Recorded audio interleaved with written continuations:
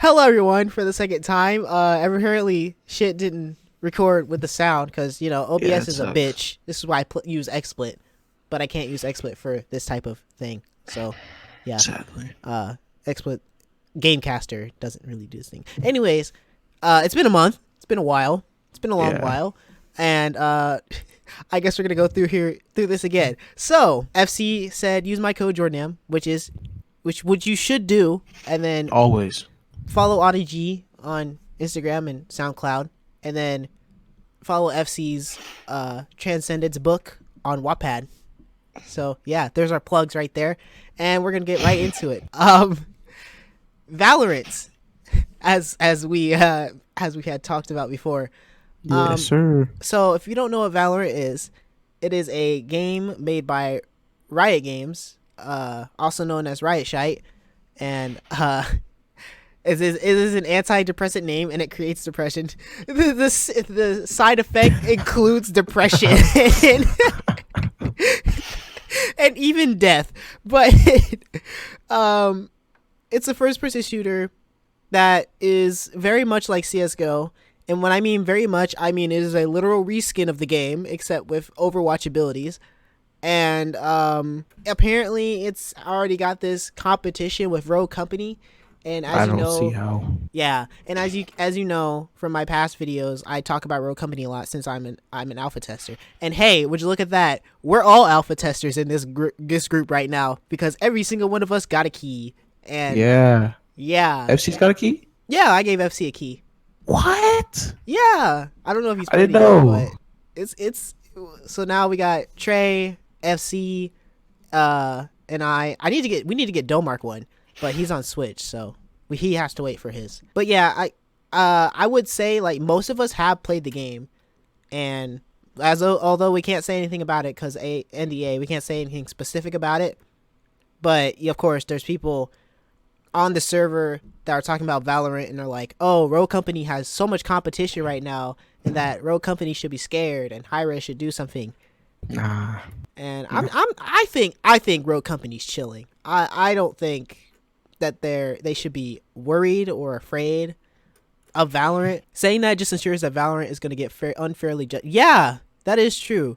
And Rogue Company is actually a good game. Yeah, yeah, and it's not a super, reskinned over game from the early 2000s. So the way I view it, right? There's CSGO, there's Valorant, and there's Rogue Company. There's CSGO, then there's CSGO, then there's Rogue Company. That's it. Yeah, yeah. We got CS:GO, CS:GO 2, and then Rogue Company, but they're all tactical shooters. So that's why people like to try and make competition between the two games. But honestly, from what I played from Rogue Company, I think that it'll do just fine. I think it's in a league of its own, and I think it'll have its own like following, whether it be big or small. It'll Facts. be it'll be sustainable, and I don't think Hi-Rez or First Watch Games have anything to worry about with Rogue Company. Valorant, on the other hand, it's being hyped up like a bit too overhyped, and Yeah. a lot of it seems very blind. Like a lot of okay, I know I don't like Riot Games, but even there are some companies that I just don't like EA, but I also appreciate that they sometimes make good games like Jedi Fallen Order and Star Wars Battlefront 2 and Yeah. sometimes Apex Legends. Sometimes. It's huge sometimes. But and I give games a fair chance even if the company behind them is a bit iffy or shitty. But when I looked at Valorant, I was like, this is literally a clone of CS:GO, and I lost all that type of like. I kind of lost that second chance. I was just like, yeah, I might play it and give them a second chance to see how it plays out, and then I saw the gameplay. I was like, yeah, never mind, I'm good. And when I showed David the first time, he said, "Is this CS:GO?" And I was like, "No, this is not CS:GO. This is Valorant." Swear is CSGO. They're making a fatal mistake. What's that, FC? I know they're trying to like do this little tiny esports thing. Like I know they're trying to make it seem like an esport, which is the problem. Too many games these days already want to make an esports scene out of their game, like right off the bat, and Yeah. that's one of the huge issues. Esports has to come like slowly and progress and actually establish itself and not be like right in your face as soon as the game launches. Like, hey, we have an esports league. Like nobody has time to like build their skill or anything. Exactly. There's already like a competitive scene right in their face. I think that's how another game that kind of had this issue was Fortnite when it first started. They just kind of threw out, "Hey, we're an esport." You can't really do that, you know. Like Yeah. you FC gotta said take time. by making themselves closer to Overwatch and Blizzard, they're opening themselves up to a lot of criticism, which is them copying Blizzard and Valve's homework. Exactly.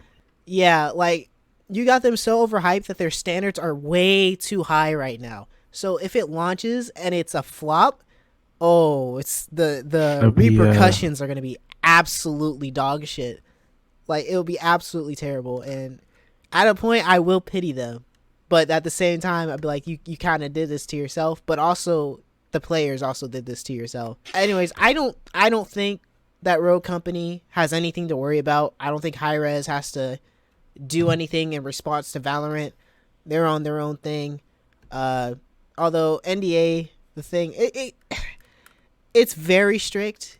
And like I said in my last video, but in the last podcast, it would be cool like where they did it where Spellbreak had little plays for alpha testers and stuff. Yeah, it would have been cool. But that's all up to Hi-Rez ultimately, and I hope they do well. Our second topic, which is GeForce Now in the future of cloud gaming. Cloud gaming, man, it's just not looking good for it across the board. I mean, Stadia was cheeks. Yeah, okay, so let's start with what cloud gaming is for people that don't know. Cloud gaming is basically you connect to a company's servers over the internet, and their servers basically act as a platform, either Windows 10 or anything, or for Project xCloud, I guess you would count as an Xbox, but overall it'd be a computer. The servers are computers, and you get one dedicated to yourself, and you can play games on that server, and it'll relay a video to your computer or device that you chose, and depending on your internet connection and depending on your latency, you can play almost flawlessly or like it'll be 2 seconds before your input gets to the server, and there's kind of no in between, somewhat of an in between. But that's basically what the premise of cloud gaming is. The theory, yeah, like FC said, the concept is really good. Like the execution just sucks. Yeah, because our execution in modern cloud gaming started with Stadia, and that's a failure. That's a complete failure. Nobody likes Stadia. But GeForce Now, that's good. That is a good example of cloud gaming. This is like I think this is like NVIDIA's second attempt at cloud gaming. I feel like they had one before. Oh no, they've been in beta. GeForce Now has been in beta for I think 3 years now. So yeah, it's been a while, and only a certain amount of people could play it. But now it's open to the public. But see, the difference between Google Stadia and GeForce Now is that GeForce Now lets you play games that you already own. So facts, So if you already own fucking let's say Outward on Epic Games Store, you can go on the GeForce Now, find the game, and I looked, I think it's indexed on there. And you play it on GeForce's servers, and depending on your internet connection, you can play it at 1080p 60 frames per second with the free plan, or for $5 a month play it at 4K 60 FPS, and you can crank the graphics of any any setting that you want, and it won't do any strain on your PC. It's all over the internet, and it's all based on them. And yeah, that is the appeal of cloud gaming. That that's really You don't need the strongest PC to play your games anymore. You just need to have a really good internet connection. Yeah, you're playing with somebody else's computer. It's like going to a PC bang and playing your games on their computer. If and they I have superior hardware. I just think I think just more companies need to put more effort into what they try to do. Like Google Stadia, they made this whole huge deal, and the concept I thought was great, but the effort there just wasn't there. It just didn't seem like they really cared about your experience. They just really cared more about if you're buying it or if you're playing it, and like that, it just didn't seem like they really were interested in like benefiting gaming. You know. Yeah, and the other issue is that Google Stadia isn't like GeForce Now where you play games that you already own. They're their own platform. Think of it like it's PlayStation and Xbox. Do not own that game on Stadia. You have to buy that game on the specific platform for Stadia, and it'll be like full price $60, or some games will be more on Stadia than they are on Steam or any other storefront, and that was the other issue. Now, FC just said that the problem with Google was that they didn't have money to lose with Stadia, which is very true. Like it just like That is true. whatever amount of effort they put into it, it really didn't matter to them because I mean they weren't losing anything because you know it's Google. And, If it felt like a more of a test and did you to and see. you experienced their launch day, right, of Stadia? Oh God, everybody was complaining about it, and The then fact that they didn't give out the actual product on launch day and was like, you may have to wait up to like a week before you actually get your verification code to play. that already pissed people off. Yeah, and some didn't even get their controllers. Like, I was just sitting there like, are you kidding me? This is And then when absolutely ridiculous. Stadia actually happened, you know, no load screens, right? Until somebody booted up to K20 and load screen Oh yeah, they promised no updates, and then there was an update on update. 2K. Like, if you I knew knew when they it could took do for it. everything to come out, just set the date to. That's the issue. Like, I feel like there was miscommunication with marketing, and they were like, "Yeah, this is gonna be the exact day," and then something fucked up, and they didn't do it on the day, and it was just awful. And free plan still hasn't come out, so not everybody has access to Google Stadia. You still gotta have that $130 Founders Edition to Yeah, play nah, game. cool. Yeah, I'm completely cool off that, and everything's Now still what? full price. Now what does the free pass give you? I guess. Um, that is a good question. I think it only limits you up to 1080p 60 FPS, and then you still have to buy the games. So, All right. so like, yeah, there's Can I no play Breath of the incentive. Wild on it? No, absolutely not. That's a pretty good. Well, compared to GeForce Now, I wouldn't say it's a very good deal, but yeah. And then with GeForce Now, the issue now is these companies are No pun pulling their intended. games out of GeForce Now and saying like, "Hey, you can't do that," and they're not really giving a good reason why. And most of their reasons is that they're, I They guess it's think a, it's gonna fail. well, it's not really that for GeForce Now, because with Stadia, there's money for them because you buy the game again. With GeForce Now, it's something you already own, so they're not gaining money from it, Ah, and that's why most of these companies have pulled out. And with the big companies, I know they're greedy. Big companies are always greedy, so I was expecting some of these companies to pull out. it's the indie niggas. Yeah, but then the indie game devs started pulling out. And that's when I was like, okay, hold on. So what are your actual priorities here? Like, do you want people to actually enjoy your game, or do you really just want the money? And Cause that's not what indie developing is usually about. Indie developing is making games for people that people enjoy and that you genuinely enjoy game making, and you're not chasing that fat bag, and you kind of don't care if your game blows up. but like that's just not your main priority. You yeah, like know, indie devs are supposed to be the ones that are like, okay, you're not from a big corporate company, so you'll actually put time and effort and care into your game. And then you see that they're pulling their games away from GeForce Now, saying that like it's like basically implying that it's pirating the game, is really sad to see, and it's kind of disappointing as well. And that really puts a bad image on indie devs, because indie devs are basically the underdogs of the gaming industry, where it's like, hey, right? these are the guys that are like putting so much time into the game without being constricted to corporate greed and shit like that, only for you to find out that they're greedy too. And like, we know that they need money to eat and shit like that, but then like seeing that really hurts.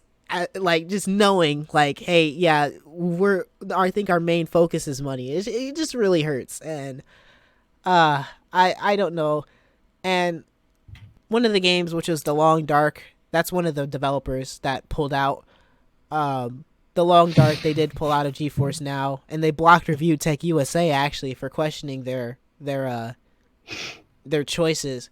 And I think the point they were trying to make is basically, because it's not your PC and that you're playing on something else, that's not how you're supposed to like play games or do anything like that. And like Review Tech actually made the point that like, so if I get a new PC that isn't from the one I originally bought the game from, I have to ask for permission to play the game on my new PC. And Yeah. like, yeah, that is a very good point, because like basically GeForce is giving you a PC to play on. It's renting you a PC to play on. It's not giving you a game for free. It's something that you already own. You're just playing it on their system. Now, wouldn't GeForce give you like a certain percentage of the money that comes from this whole thing? Like, oh yeah, if you buy a game from GeForce, if you buy a game on their GeForce servers, the money will go directly to Steam to the developers, and GeForce does not profit at all from it. They only profit if you choose that $5.99 a month, which is for the 4K 60 FPS and RTX features with priority access and all that. And FC said that's a good point though. I have Minecraft from Mojang.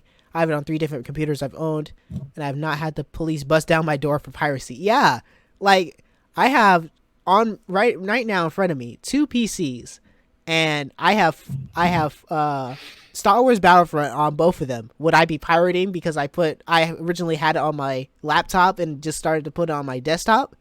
Like that would make no sense. I personally don't know like other people's opinion, but that's not pirate. You bought it, you own it. Next topic we're gonna go on is tech YouTubers and their meanings of budget builds. Oh God. Yeah. So I actually got this idea from Low Spec Gamer when he basically called out Linus Tech Tips. I don't know if we all know about the AMD Athlon 3000. That is a $50 CPU, which it's a budget CPU that has like a 1.2 gigahertz base clock, and it can overclock to like 2.9, I think. Oh my God. Yeah, it's in a huge overclock, and it's an APU, meaning it has an integrated GPU in it as well, so it has Vega 3 graphics, and the Vega 3 graphics are actually not bad at all. So you can have a very budget PC without a GPU and just use the Athlon. And of course, you can't play like super demanding games, but you can play quite a few games with that Athlon. And wow, that's interesting. It's basically, so like if we build you a PC, David, we might go for an Athlon since it's cheaper, and we could probably mix it out with a cheaper GPU as well. But Linus, we all know Linus. He okay, how do I explain this? So he did a video on the Athlon, and he was like, he said something along the lines of, so does this Athlon keep up with what we would consider more bang for your buck a Ryzen 5 3600. Oh my. I was like, what? That is a $200 CPU compared to $50. That is literally 4 times more. What? But I'm sorry, Linus, but my pockets aren't filled with bucks. unlike him. But I was so shocked, and then he was like, so let's do this the right way. And there were so many things wrong with that video, like with integrated graphics. So basically, since integrated graphics don't have their own VRAM, which is what GPUs have, they use the computer RAM as part of their VRAM, and so having dual channel memory is really good for integrated graphics. And Linus put single channel, and he tried to make it seem like that the Athlon was bad. What? And there's just so many things wrong. But like, he always looks down on budget builds and how you shouldn't waste money. I mean, you shouldn't save money when it comes to gaming and building PCs. And honestly, I would say it's easy for him to say, because The budget of $1.5 billion PC sub. That's how I feel, man. on God, that's basically how he sounds. Let's make a budget PC. So first, we're gonna grab our 32 gigabytes of RGB RAM. Like, what? Hold on. That's around $200. No, Linus, no. And we have some other guy called Dawid does tech stuff, and he also kind of acts spoiled when it comes to tech. There's a lot of these tech YouTubers that really act spoiled. But I came across this YouTuber because I was trying to figure out how to stop these FPS drops on Fortnite when it came to PC. Yes, sir. And this guy, his name is It's Jarian. He was like, I have 240 FPS with only an i7 8700, and I was like, okay, how much does that cost? And I saw, and that shit costs at the cheapest $310. Like, seriously, dude? Yeah, and then I got the worst reply to the comment I made ever. Yeah, this kid, I know it was a kid. I know for a fact this was a child. He said he's probably a rich high schooler. I don't know. He has a Fortnite profile picture. I don't know about that one, but Rich middle schooler. or has rich parents, which is the point I was about to make. He was like, ha ha ha, I have an i9. If you really care about gaming, money does not matter. I was like, what? Yeah, tell it to the broke niggas at home with their Windows 5. That's me. I'm broke niggas. That is me too. I'm also broke niggas. I'm pretty sure we're all broke niggas right in here. But it was the biggest bro moment of my life. I was like, what do you mean money doesn't matter? Man, money seems kind of important. So like, apparently to his logic, food, that doesn't matter. Utility bills, you don't need them. Electricity to play your games, yeah, that ain't shit. Living in a house to have shelter. Just need your game. Yeah, you just need your kidneys. I could go without. Yeah, you need that 244 hertz. Your Xbox One triple X. Your triple X. Your Intel i49 3934 processor. That's all you need. And you need the frame rate of like Ninja or something, or like professional. Yeah. And that's all you need. Here's a PSA to everybody that's watching. And like we can't speak for all of you, but in our position as a gamer, because we're not rich. We're not rich at all. We are broke. We do not have money like that.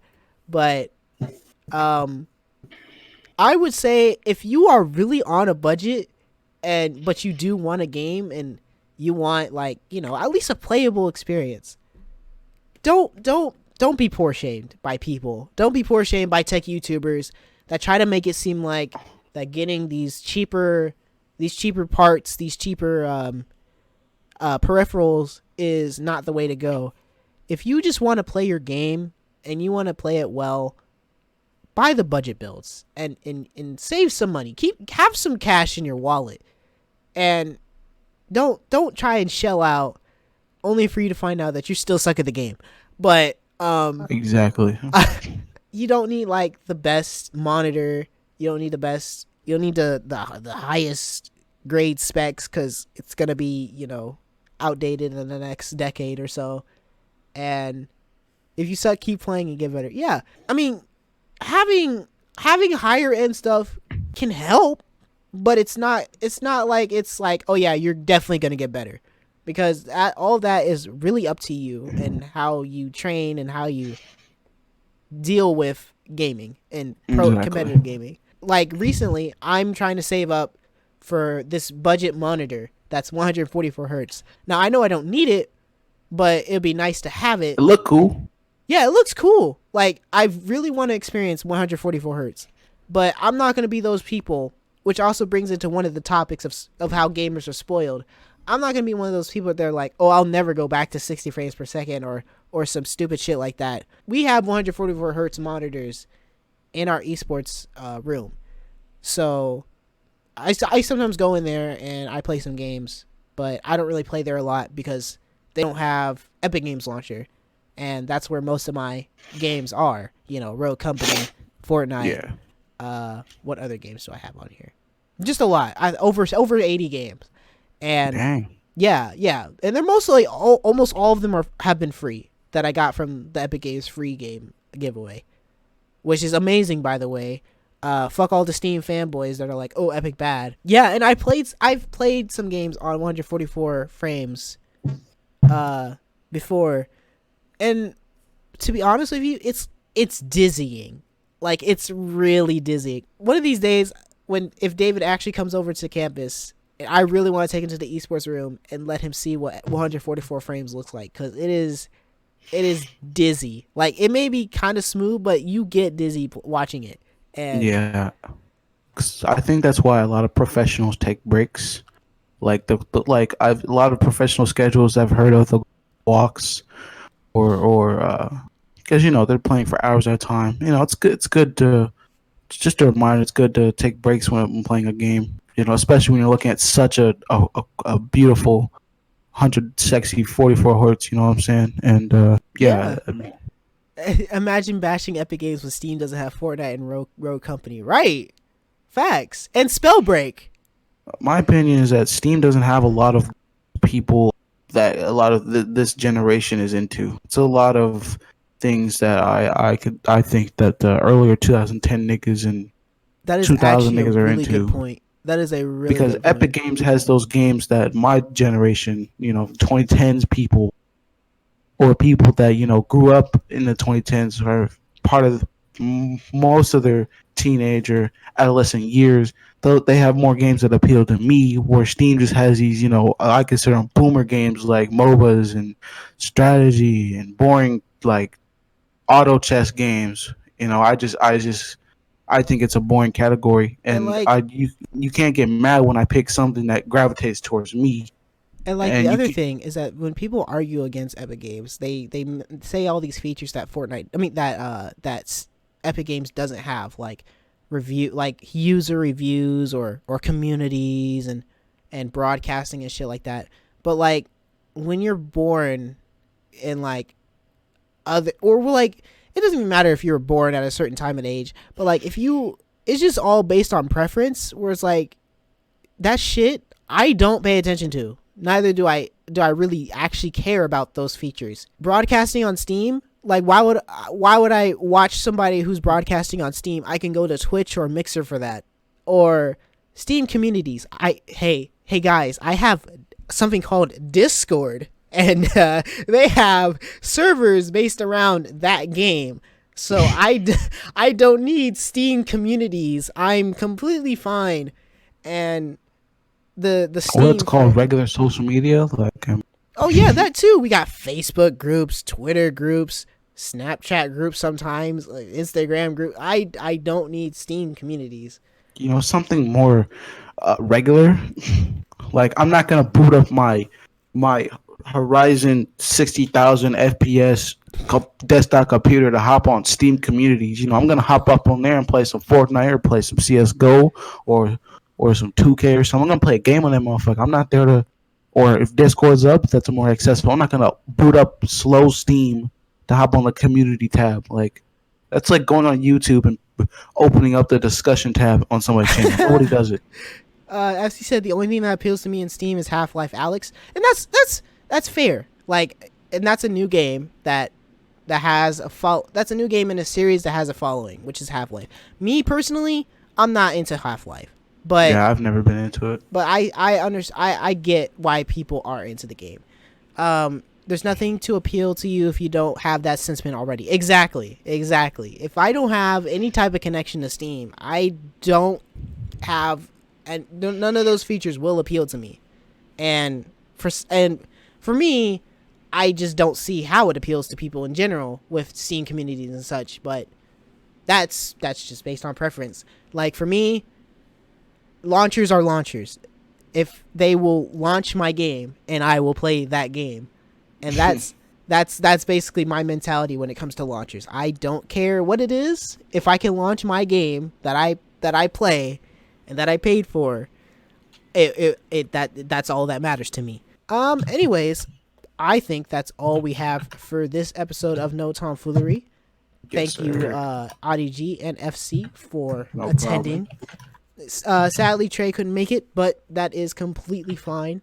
When does he ever? Hopefully he comes in the next episode when he's not so busy. I know he's got college and stuff, and he's like a junior or some shit. So yeah, but anyways, I'm gonna end it right off here. This has been New Tomfoolery with the Clowns at the Round Table, and I will see y'all later. Bye bye. Peace.